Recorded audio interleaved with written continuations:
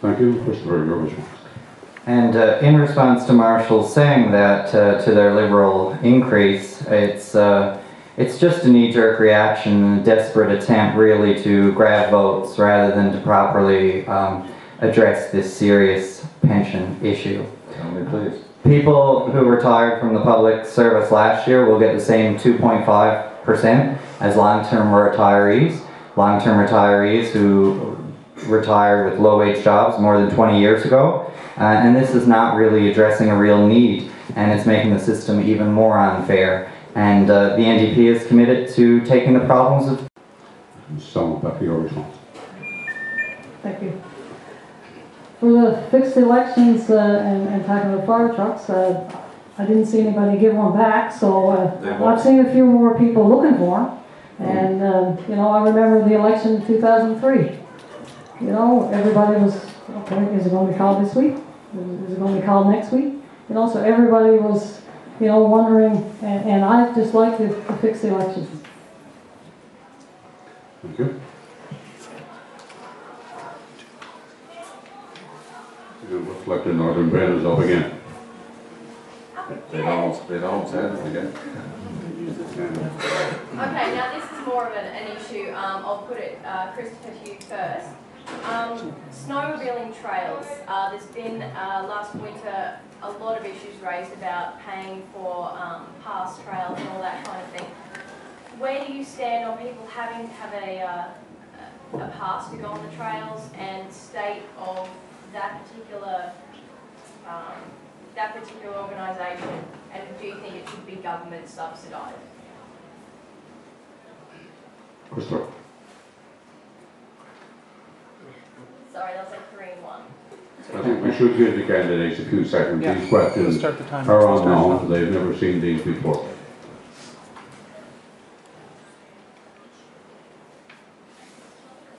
I think that when you look at snowmobiling trails here in the province, it is something that does need to be maintained. They are a good aspect to our economy.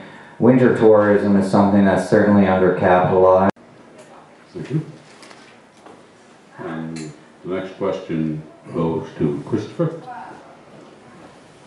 What is your party's policy on the fixed link, the tunnel under the strait? Well, it's simple. Our party supports mega projects that are economically viable, environmentally sound, and that benefit the people of Newfoundland and Labrador, particularly those that live in the area that's directly affected by the project in question.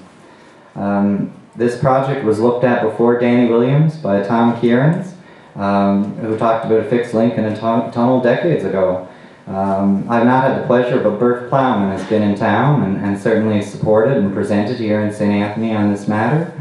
I'm on record certainly supporting a fixed link.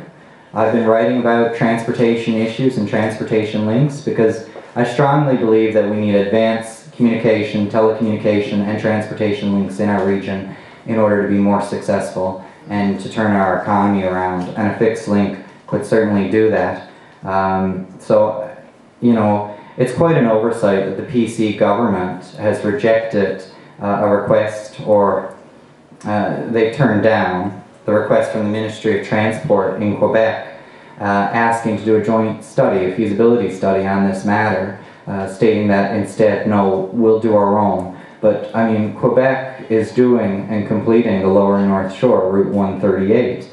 And, you know, once that highway gets complete, if we did have a fixed link going across and planned so that it could be done in line, then we certainly could have an advanced transportation network where we could get in our car, go, you know, whether it be on a rail, train, or whatnot, and be in Montreal. And if there's any Habs fans here, you could go see a hockey game.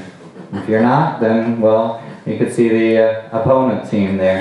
But a fixed link is certainly something that needs to be studied, and, you know, transportation is going to be key. Thank you. So.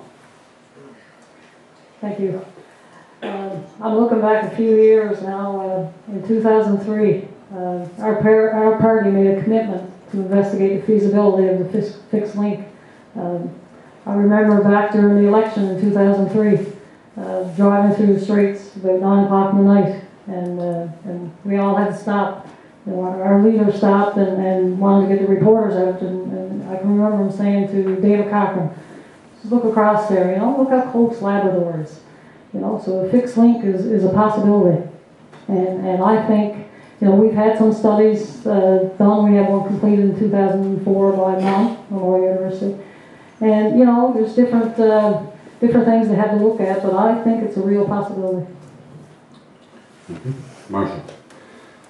Well, 7 years later, we're still looking across the straits, that's for sure. And it's interesting that, you know, Danny Williams, Premier at that time or whatever, did make that commitment to undergo a study. And it was Leslie Ayres, Center of Regional Policy and Development, that did the study. And one of the comments that was interesting in the news release that came out when the study was released was that Danny Williams said something to the effect, he says that he's pleased that the report has been completed and that the government has fulfilled its commitment to undertake an examination of fixed link of the Strait of Belle Isle. And that was the last we heard of it. So that's where it is from that perspective. I believe until the day we see a fixed link across the Straits of Belle Isle that we won't be a part of the rest of Canada the way that we should be, or the way that we should feel to be.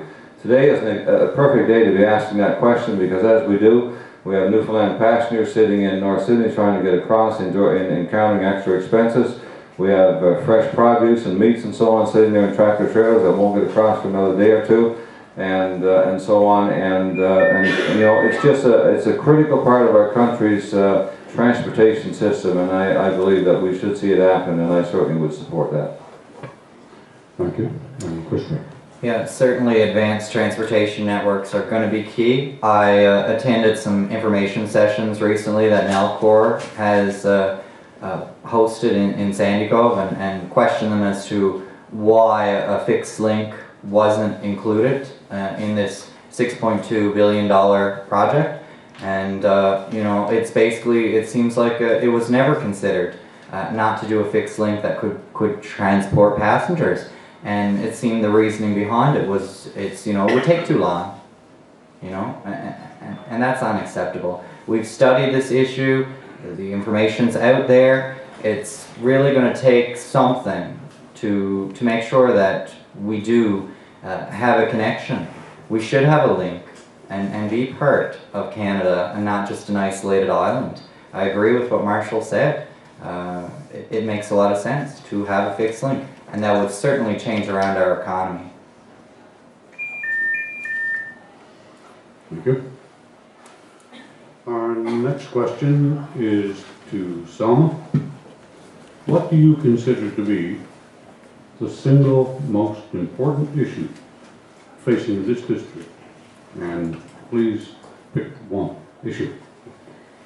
Yeah, there are quite a few, I guess, issues facing this district. I've thought about that question for a while, and I sort of had to narrow it down to one, I guess. But you know, I think it's growing our economy. You know, having people working, building our local opportunities is so important.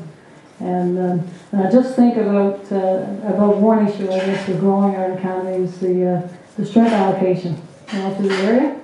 And you know, that's been so important to this area, I guess, for the last few years. And you know, with that comes other things. You know, because of that, we've had wharf renovations. You know, the coal storage, you know, is doing well. You know, so our economy, we're getting, you know, new construction here in the area. We're getting a new stadium now, a new school starting. So you know, our economy is growing, but we'd like, you know, more growth in the area. And you know, I believe in our district, and I want to ensure the growth and prosperity, you know, comes here as well as other regions of the province. Thank you. Marshall. Well, healthcare is, I think, the prominent issue in the district. And, you know, we've seen erosion of services in recent years at Charles de Gaulle Center for some reason, whether it's through surgery, loss of ophthalmology, you know, the pediatrician. I think we have 2 now GPs when there's supposed to be 7 in the hospital, which means there are things being done in the merge that should be done in the regular clinics and so on. It means that patients aren't getting the type of care they need to get. People are getting prescriptions filled, in emergency without really having proper consultation with the doctors and so on. Chronic disease management is a major issue. It's all health care, long-term care. We have acute care beds. I believe today it's 9 that are occupied in this hospital. Some of them have been there, you know, for up to 10 and 11 months, waiting to get a bed and or get a placement in long-term care. You know, is that how we want to treat our seniors? I know that's not what I want when I reach those years, golden years, or whatever you want to call them. If that's where it is, I just will not get there. And we failed in that respect, and I believe healthcare is a major issue in this region.